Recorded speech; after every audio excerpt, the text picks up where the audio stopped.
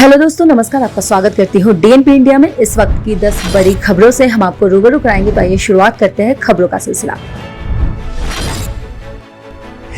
त्रिपुरा के प्रतिष्ठितपूर्ण नगर निकाय चुनाव में सत्तारूढ़ बीजेपी ने प्रचंड जीत दर्ज करते हुए 334 में से 329 सीटों पर कब्जा जमा लिया है।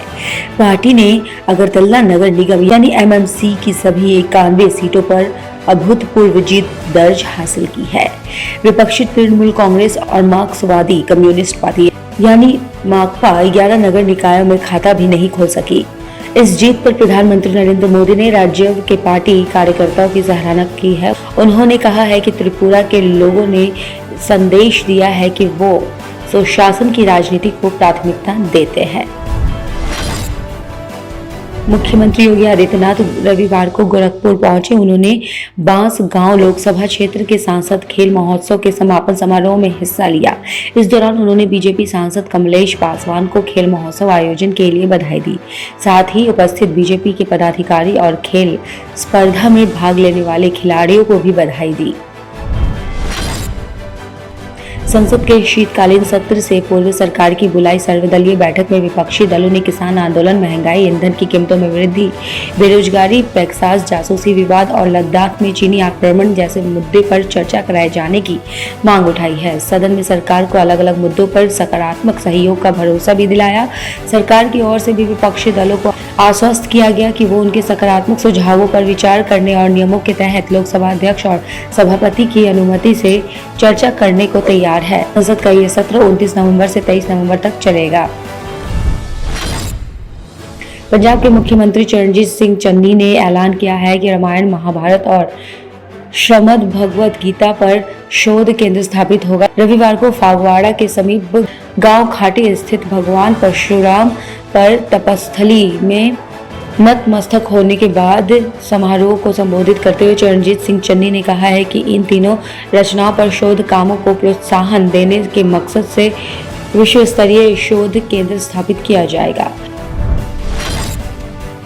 पंजाब हरियाणा हाईकोर्ट ने चेक बाउंस मामले में आरोपी को झटका देते हुए निचली अदालत के फैसले को चुनौती देने वाली याचिका को सिरे से खारिज कर दिया है। हाईकोर्ट ने कहा है कि याचिका की इस दलील को स्वीकार नहीं किया जा सकता है कि चेक पर उसके हस्ताक्षर है, लेकिन इसे भरा किसी और ने है जिसकी उसे जानकारी नहीं है।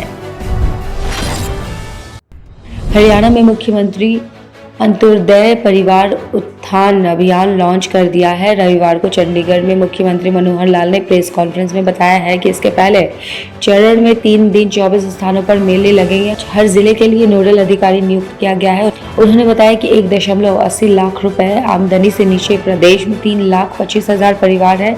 शुरू में 1.5 लाख परिवारों को योजना में शामिल किया जाएगा। मुख्यमंत्री अरविंद केजरीवाल की अध्यक्षता में रविवार को नई दिल्ली में नगर पालिका परिषद काउंसिल में हुई बैठक इंफ्रास्ट्रक्चर, शिक्षा, स्वास्थ्य, स्वच्छता, जलापूर्ति के साथ दूसरे क्षेत्रों में संबंधित 35 प्रस्तावों को मंजूर कर लिया गया है। बैठक में दिल्ली गाजियाबाद मेरठ क्षेत्रीय रैपिड ट्रांजिट सिस्टम कॉरिडोर के लिए जंगपुरा में 3.14 वर्ग मीटर भूमि का आवंटन, शिवाजी स्टेडियम के नजदीक बस टर्मिनल और वाणिज्यिक परिसर के निर्माण को भी स्वीकार कर लिया गया है। राजधानी में स्कूल, कॉलेज और अन्य शैक्षणिक संस्थान खोलेंगे। साथ ही दिल्ली सरकार के कार्यालयों में वर्क फ्रॉम होम की सुविधा खत्म होगी। सभी अधिकारी और कर्मचारी को ऑफिस पहुंचकर काम करना होगा। हालांकि प्रदूषण को देखते हुए सीएनजी और इलेक्ट्रिक ट्रकों को छोड़कर अन्य ट्रकों पर 3 दिसंबर तक प्रवेश की पाबंदी जारी रहेगी।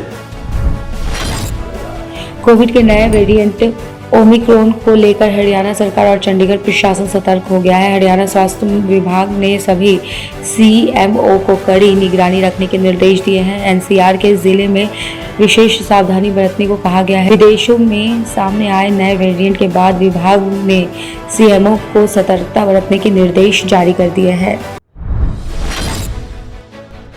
दिग्गज ई कॉमर्स कंपनी अमेजन ने भारतीय प्रतिस्पर्धा आयोग यानी सीसीआई को पत्र लिखकर रिलायंस फ्यूचर रिलेटेड सौदे को दी गई मंजूरी को रद्द करने का आग्रह किया है। अमेरिकी कंपनी ने कहा है कि सौदे को निलंबित रखने के आदेश का उल्लंघन करते हुए गलत तरीके से इसके लिए मंजूरी प्राप्त की थी। पिछले सप्ताह आयोग को भेजे गए पत्र के मुताबिक कानून की नज़र में यह सौदा शून्य है, क्योंकि मध्यस्थता का आदेश उस समय भी लागू था। खबरों की और जानकारी के लिए देखते रहिए TNP इंडिया। तब तक के लिए नमस्कार।